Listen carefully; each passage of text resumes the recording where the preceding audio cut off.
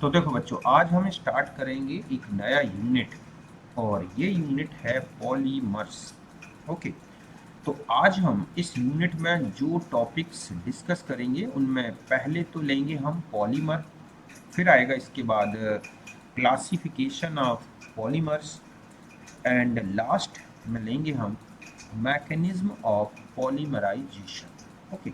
तो पहले डिफाइन करते हैं पॉलीमर। तो देखो बच्चों, पॉलीमर ये एक Greek word, poly means many और मर मीन्स पार्ट, इससे मिलकर बना है। समझ गए ना? तो पॉलीमर एक ऐसा मैक्रोमोलिक्यूल है जो बहुत सारी स्ट्रक्चरल यूनिट के मिलने से, कॉम्बिनेशन से बना होता है। ये लिखा है कि macromolecule which is formed by joining of repeating structural units. ठीक है, कि एक सी यूनिट जो है वो बार बार रिपीट होती हैं और वो एक दूसरे से जुड़ी होती हैं लार्ज स्केल में। तो बना हुआ जो मैक्रोमोलिक्यूल है वही कहलाता है पॉलीमर। ठीक है। अब जो यूनिट बार बार रिपीट होगी उसको तो बोला जाता है मोनोमर, और मोनोमर से पॉलीमर का फॉर्मेशन होना, इस प्रोसेस को बोला जाता है पॉलीमराइजेशन। ओके। कि polymer is derived from Greek word poly means many and मर मीन्स पार्ट। तो हम इसको डिफाइन कर सकते हैं कि macromolecule which is formed by joining of repeating structural units on a large scale. कि ऐसा मैक्रोमोलिक्यूल जो कि लार्ज स्केल में छोटी छोटी यूनिट्स के ज्वाइनिंग से बनता है, उसको बोला गया है पॉलीमर। पॉलीमर बनाने में जो रिपीटिंग यूनिट आएंगी उनको बोलेंगे मोनोमर, और process of formation of polymer from monomer is called polymerization. Okay. Example है कि ये है एथीन, है ना, एक स्ट्रक्चरल रिपीटिंग यूनिट, इसको हम बोलेंगे मोनोमर। तो ऐसी बहुत सारी यूनिट्स, मीन बहुत सारे एथीन के मॉलिक्यूल्स एक दूसरे से कंबाइन होकर, ज्वाइन होके और एक लार्ज, एक मैक्रो मॉलिक्यूल बनाते हैं पॉलीथीन। तो पॉलीथीन यहाँ पर क्या है? पॉलीमर। और एथीन क्या हो गया बच्चों? मोनोमर। और पॉलीथीन बनना किससे? एथीन से। तो ये प्रोसेस हो गई क्या? पॉलीमराइजेशन। यहाँ तक बात क्लियर है। अब हम आगे आते हैं क्लासिफिकेशन। तो देखो बच्चों, पॉलीमर्स जो हैं उनको डिफरेंट टाइप्स से क्लासिफाइड किया गया है। जैसे पहला है on the basis of sources, कि ये कहाँ से मिल रहे हैं, मतलब है कि जो पॉलीमर्स हैं उनका सोर्स क्या है। इस बेस पर इनको डिवाइड किया गया है थ्री टाइप्स में। नेचुरल पॉलीमर्स मीन्स ऐसे पॉलीमर्स जो नेचुरली मिलते हैं, means obtain from natural source. ठीक है, लाइक प्लांट्स हैं, एनिमल्स हैं, तो उनको बोला गया है क्या बच्चों? Natural polymers. जैसे प्रोटीन्स हैं, सेल्यूलोज है, स्टार्च है, नेचुरल रबर है। तो आप देखोगे सेल्यूलोज जो कि किससे बना हुआ है? ग्लूकोज यूनिट से, है ना, beta D glucose unit, starch alpha D glucose unit, rubber isoprene, proteins, है ना, अमीनो एसिड से बने हैं। तो ये सब नेचुरल पॉलीमर्स। ओके। फिर दूसरे होते हैं सेमी सिंथेटिक पॉलीमर। ये हैं कि जो नेचुरल पॉलीमर्स होते हैं उनमें कुछ मॉडिफिकेशन करके और फिर नए पॉलीमर्स बनाए जाते हैं, तो उनको बोला गया है सेमी सिंथेटिक पॉलीमर। मतलब obtain from natural polymer after, ठीक है, सम मॉडिफिकेशन, कि कुछ उनमें मॉडिफाई, मतलब मॉडिफिकेशन कर दिया जाता है तो वो एक नए पॉलीमर में चेंज हो जाता है। जैसे सेल्यूलोज एसीटेट, है ना, सेल्यूलोज नाइट्रेट, सेल्यूलोज जेंथेट। तो सेल्यूलोज में ही ये कुछ ग्रुप्स जो हैं एंटर कराए गए हैं, acetate group, nitrate group, xanthates group. तो ये सब क्या है? Semi synthetic polymer. Rayon, rayon एक सेल्यूलोज एसीटेट से ही बना है, जो कि एक सेमी सिंथेटिक पॉलीमर है। फिर हम आते हैं सिंथेटिक पॉलीमर।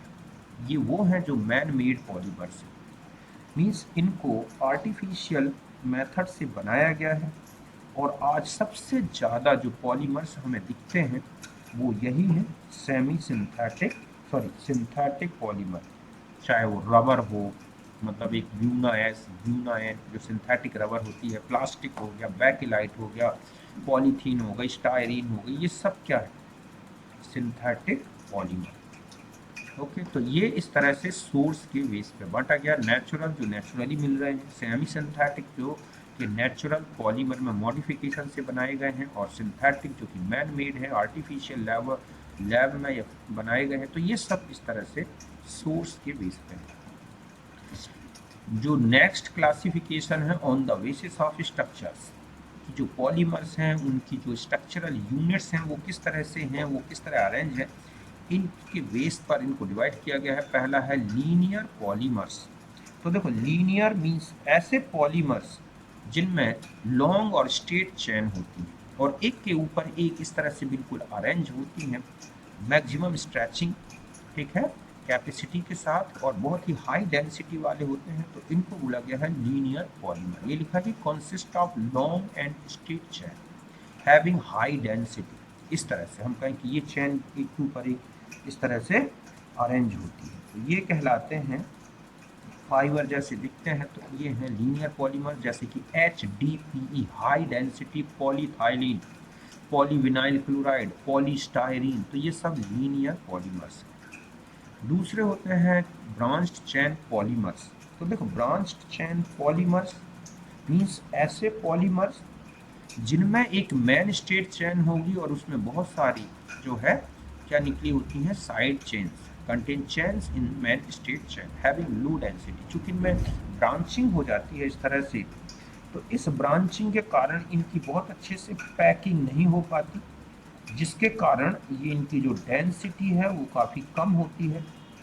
जैसे कि LDPE लो डेंसिटी पॉलीथाइलिन है, ग्लाइकोजन है, माइलोपैक्टिन है, तो इस तरह से ये ब्रांच्ड चेन पॉलीमर है। और तीसरे हैं क्रॉस लिंक्ड पॉलीमर्स, मीन्स इनमें जो मेन स्टेट लीनियर चेन होगी वो बीच बीच में क्रॉस लिंकिंग से जुड़ी होती है, containing strong bond between various linear polymeric chains and formed by bifunctional, ठीक है, और ट्राई फंक्शनल जो मोनोमर्स होते हैं उनसे बनते हैं। जैसे बैकेलाइट में जाओगे आप तो फिनॉल और फॉर्मल्डिहाइड से जो बनता है ना, ऑर्थो या पैरा हाइड्रोक्सी बेंजाइल अल्कोहल, तो वो उनके जो फंक्शनल ग्रुप हैं, बेंजाइल अल्कोहल का जो CH2H ग्रुप है, तो वो अपने ऊपर नीचे इस तरह से ब्रांचिंग कर लेता है और एक क्रॉस लिंकिंग बनाता है, क्रॉस लिंकिंग करता है। ऐसे यूरिया फॉर्मल्डिहाइड रीजन है, वल्कनाइज्ड रबर है, रबर की जो पॉली आइसोप्रीन यूनिट्स होती हैं उनके बीच में सल्फर क्रॉस लिंकिंग करता है।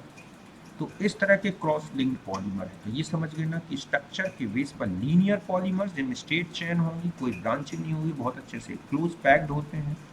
HDPE सबसे बेस्ट एग्जांपल है। ब्रांच चेन पॉलीमर जिनमें कि मेन चेन होगी, उसमें कुछ ब्रांचेस निकली हैं जिनसे इनमें सही ढंग से क्लोज पैकिंग ना होने के कारण इनकी काफ़ी लो डेंसिटी होती है, जैसे LDPE हो गया। और क्रॉस लिंक्ड पॉलीमर जिनमें मेन जो पॉलीमेरिक चेन है लीनियर, उनमें बीच बीच में क्रॉस लिंकिंग हो जाती है, और इस तरह से जैसे बैकेलाइट है, वल्कनाइज्ड रबर है, यूरिया फॉर्मल्डिहाइड रेजिन है ना, तो इस तरह।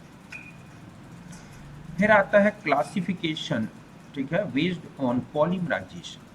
पॉलीमराइजेशन की मैकेनिज्म मीन्स पॉलीमर जो बन रहे हैं वो किस मेथड से बन रहे हैं, कि मोनोमर यूनिट एक दूसरे से लगातार जुड़ रही हैं, कुछ बाई प्रोडक्ट नहीं बन रहा है, या उनमें कंडेंसेशन होता है। तो इस बेस पर पॉलीमर्स को 2 टाइप्स में बांटा गया है। एक है एडिशन पॉलीमर्स, मतलब polymer which are formed by addition polymerization of monomer units, मतलब ऐसे पॉलीमर जिनमें मोनोमर यूनिट एक एडिशन प्रोसेस करके और पॉलीमर बनाती है। मीन्स इनमें केवल पॉलीमर बनेगा, मोनोमर मोनोमर से केवल पॉलीमर बनता है, और इनमें कोई बाई प्रोडक्ट नहीं होगा। और ध्यान रखें ये तभी बनते हैं जब मोनोमर यूनिट जो है, मतलब ये जो हम ये कह सकते हैं अनसैचुरेटेड, कैसी होती हैं, अनसैचुरेटेड, ठीक है, मोनोमर यूनिट्स, जैसे थाइलीन है ना, तो पॉलीथीन बनाता है तो वो डबल बॉन्ड ब्रेक होता जाता है और एक के बाद एक यूनिट जुड़ती जाती है। PVC हो गया, है ना, HDPE हो गया, ब्यूना एस है, ब्यूना एन है, तो ये सब जो है अनसैचुरेटेड मोनोमर यूनिट से बनते हैं और एडिशन पॉलीमराइजेशन होता है। इसमें जो पॉलीमर बनता है उसका जो मॉलिक्यूलर मास है वो उसमें जितनी मोनोमेरिक यूनिट्स हैं उन सब की मास के सम के इक्वल आएगा, क्योंकि इसमें कोई बाई प्रोडक्ट नहीं बनता। और दूसरे हैं कंडेंसेशन पॉलीमर्स। तो ऐसे पॉलीमर्स जो कि बाई फंक्शनल या ट्राई फंक्शनल मोनोमर यूनिट्स के कंडेंसेशन से बनते हैं। मीन्स इनमें कंडेंसेशन रिएक्शंस होंगी, कुछ बाई प्रोडक्ट जैसे H2O, अमोनिया, HCl, इस तरह के इस जो है स्मॉल मॉलिक्यूल्स रिलीज हो जाएंगे और फिर इस तरह से मोनोमर यूनिट्स जुड़े होते हैं। आप देखोगे नाइलॉन 6 है जिसमें अमाइड बॉन्ड CONH बॉन्ड आएगा, तो एक मोनोमर यूनिट का COOH और दूसरे मोनोमर यूनिट का NH2 का H दोनों मिलेंगे तो एक H2 रिमूव होता है और इस तरह से नाइलॉन 6 बन जाता है या नाइलॉन 6 बनता है। पॉलिस्टर में जो है एस्टिफिकेशन होगा अल्कोहल और कार्बोक्सिलिक ग्रुप के बीच में और H2O रिमूव होता जाएगा। तो ऐसे पॉलीमर्स जो कि कंडेंसेशन पॉलीमराइजेशन से बने, मतलब कंडेंसेशन मेथड से बनते हैं पॉलीमराइजेशन से, वो है कंडेंसेशन पॉलीमर्स, और एक है जो एडिशन प्रोसेस से बने वो है एडिशन पॉलीमर। तो हम इन्हें डिटेल में भी पढ़ेंगे अलग से, इनकी प्रॉपर्टीज, मेथड, यूजेस और इनकी प्रिपरेशन की मेथड्स, तो वहाँ पर इनकी विद मैकेनिज्म पाएंगे।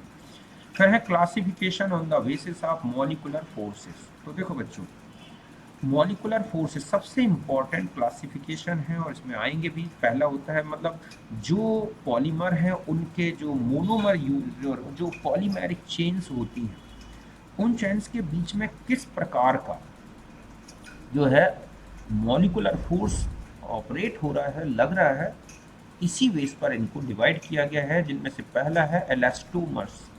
एलास्टोमर्स वो होते हैं जिनमें इलास्टिसिटी मिलती है, मीन्स रबर लाइक पॉलीमर्स, ठीक है, कि इन्हें स्ट्रेच किया जा सकता है, खींचा जा सकता है। और held together by weak molecular forces, और इनके बीच में जो है वीक मॉलिकुलर फोर्सेस होते हैं तो उनको बोला गया है एलास्टोमर्स। मतलब सबसे वीक मॉलिकुलर फोर्सेस यही होते हैं, जैसे ब्यूनाएस, ब्यूनाएन, नेचुरल रबर है ना, वल्कनाइज्ड रबर, तो ये सब इसी में आते हैं। तो इस तरह के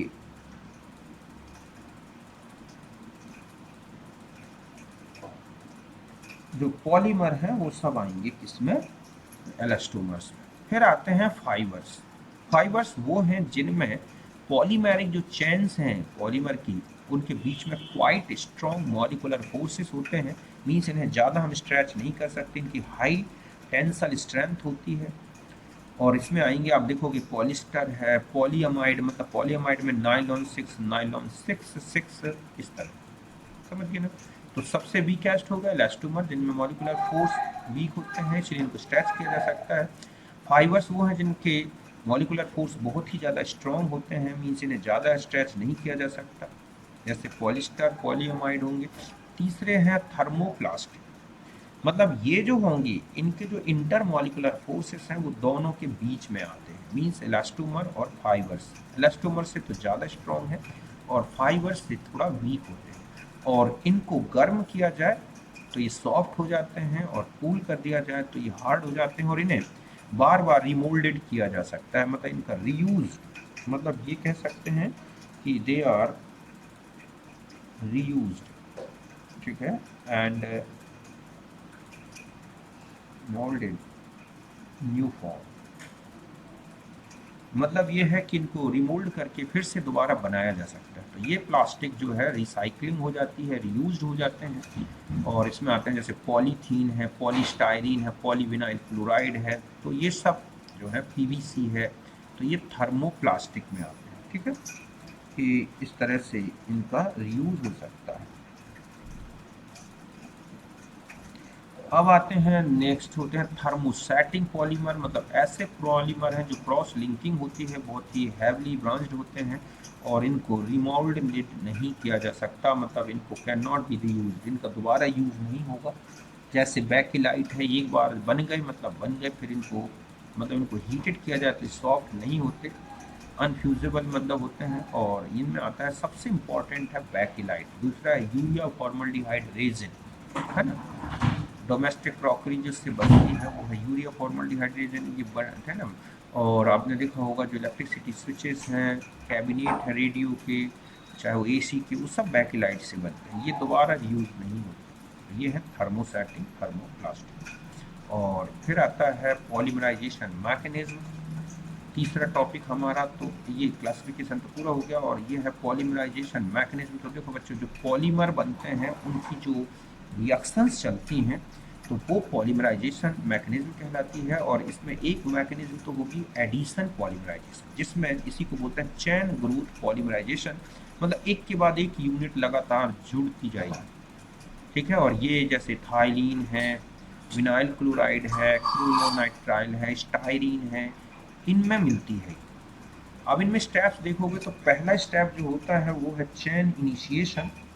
तो इस स्टेप में क्या होता है कि मोनोमर यूनिट किसी कैटालिस्ट की प्रेजेंस में formation of mono polymer reaction intermediate. ठीक है, कि इसमें फॉर्मेशन ऑफ मोनो पॉलीमर, मतलब ये कह सकते हैं कि रिएक्शन इंटरमीडिएट या एक रिएक्शन स्टार्टिंग होने वाला एक फ्री रेडिकल या एक इंटरमीडिएट बनता है, बल्कि हम ये कह सकते हैं इसको कि formation of reaction intermediate, reaction, ठीक है, मोनोमेरिक इंटरमीडिएट, कि इसमें जो मोनोमर यूनिट है वो किसी कैटालिस्ट के साथ जुड़ के और एक रिएक्शन इंटरमीडिएट बनाता है, इनिशिएटर। मतलब ये कह सकते हैं कि ये क्या है, इनिशिएटर।